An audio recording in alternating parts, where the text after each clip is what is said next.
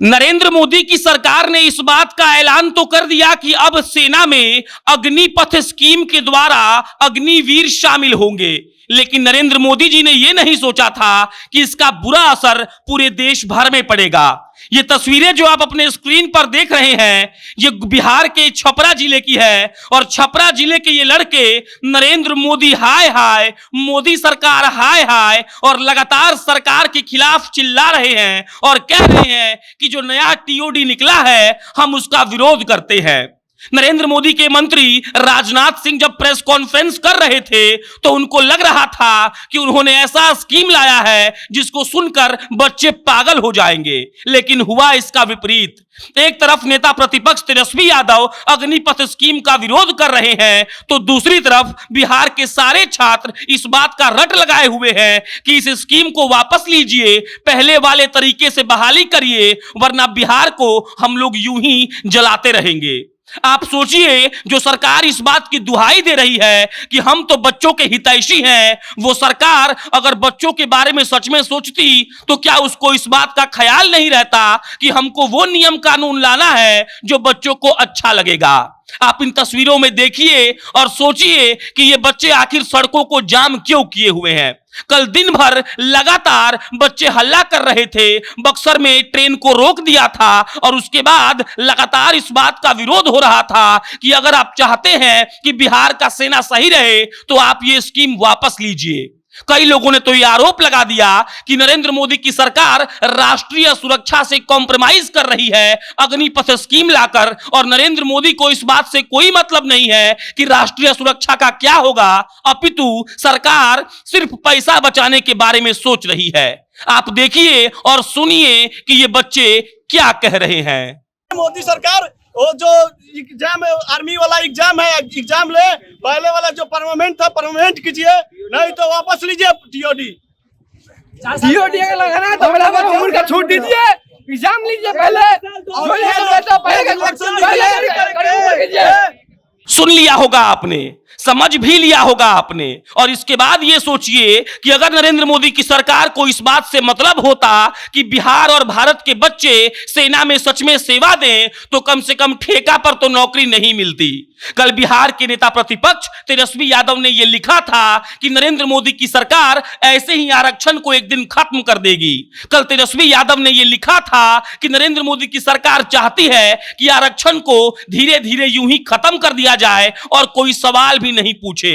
बिहार के और भारत के तमाम विपक्ष के नेता ये कह रहे हैं कि नरेंद्र मोदी की सरकार जानबूझकर ऐसा कर रही है और राष्ट्रीय सुरक्षा में कॉम्प्रोमाइज करना नरेंद्र मोदी की सरकार का असली मकसद है। पेंशन का पैसा बचाना या फिर संविदा पर नौकरी देना, इसको लेकर पूरा भारत अभी गर्म हो चुका है और सारे छात्र सड़कों पर आकर इस बात की दुहाई दे रहे हैं कि सोचिए हुजूर ने कैसा फरमान दिया है, और फरमान यह है कि अगर आप लोग चाहते हैं कि सब कुछ सही सही ठीक से चले तो आप संविदा पर नौकरी कर लीजिए। नेता ये सवाल पूछ रहे हैं कि अगर एक लड़के का नौकरी 18 साल में लगेगा और 22 साल में वो रिटायर हो जाएगा तो उसकी जिंदगी आगे कैसे होगी, उसको कौन नौकरी देगा?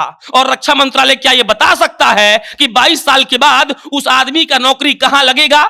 और उसके बाद एक जायज सवाल और उठता है कि 18 साल में जो सेना में भर्ती हो जाएगा, अग्निवीर कहलाएगा, देश की सेवा करेगा, क्या उसकी पढ़ाई बाधित नहीं होगी? और अगर पढ़ाई बाधित होती है तो इसका जिम्मेदार कौन है? कई लोग तो ये मांग कर रहे हैं अगर आप अग्निवीर में संविदा पर बहाली ले रहे हैं तो आप इस बात को सुनिश्चित करिए कि पढ़ाई भी लड़के का जारी रहे, क्योंकि अगर पढ़ाई नहीं होगा तो उसको आखिर नौकरी कौन देगा? इस बात पर सवाल उठ रहे हैं कि मोदी सरकार की मंशा ही ठीक नहीं है। अगर मंशा ठीक होती तो मोदी सरकार के विरोध में आज रोड पर ये नारे नहीं लग रहे होते।